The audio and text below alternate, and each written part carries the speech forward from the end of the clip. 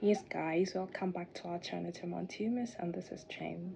Yes, if you're watching this video and you're not yet a subscriber, don't forget to subscribe. And today's topic is about the dark side, all the things that some people don't usually talk about that are in interracial relationships. So you can call it the dark side of interracial relationship or the bad side of being in an interracial relationship.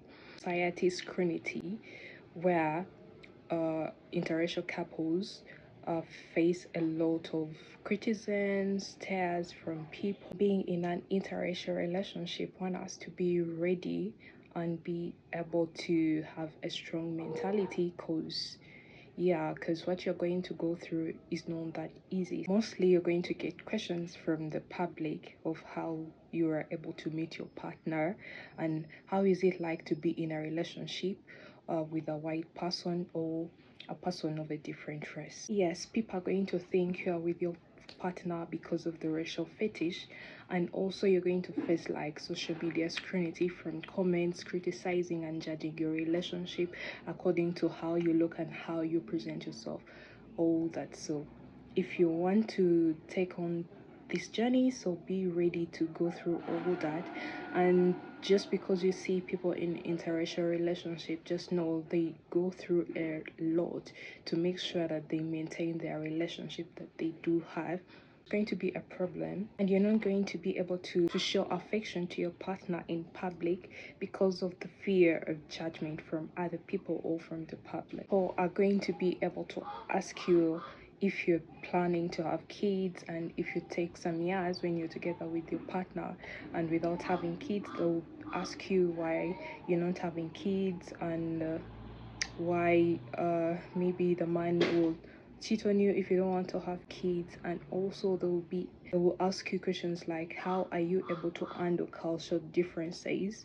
So there is coping up with family rejection and disapproval, because there are some people that are in interracial relationships, but their families, they do not approve of their relationship.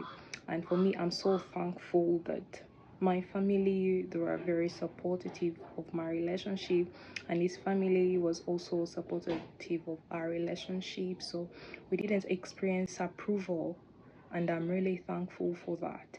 But there are some girls that, or some women that go through family rejection because of their culture, the religion, family members fear for their relative of being in an interrelational relationship where cultures do collide, because they fear to be judged by other people. There is also internalized racism, where one partner is not entitled to discuss some cultural issues with the partner because of fear of being judged, or something that is done in one's culture is not appropriate, yet someone believes in their culture.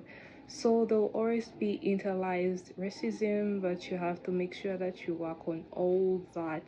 So just know, interracial relationship needs a lot of investment, and if you're there and you really want to hope or work on this journey, so be ready to think in this video, because it is true. Everything I'm going to say, there are some people out there that are experiencing it. I may not have experienced it, or you may not be able to go through that, but just know there are people that are going through that situation. So you just have to learn before you walk on that journey. Realistic expectations around interracial relationships, where the other partner is expected to be exotic and bring excitement to the relationship. I believe that is going on thinking that white men do not mistreat ladies, but it's not true. As there are good white men, there are also bad white men, and also the Africans or the blacks, there are some good ones and some bad ones. So you don't need to contradict, like thinking that if you date a white man, he won't be able to mistreat you, and thinking they're all the same. They're not the same. It depends to how someone was brought up and nurtured to be able to treat a woman well. So there's some that weren't brought up well, or they have some medical issues, and you start up a relationship with them, and then they mistreat you in the marriage or when you're living together. So thinking that just because you are with a white man, that having cultural differences won't be able to affect the relationship. Of course, it will be able to affect it somehow.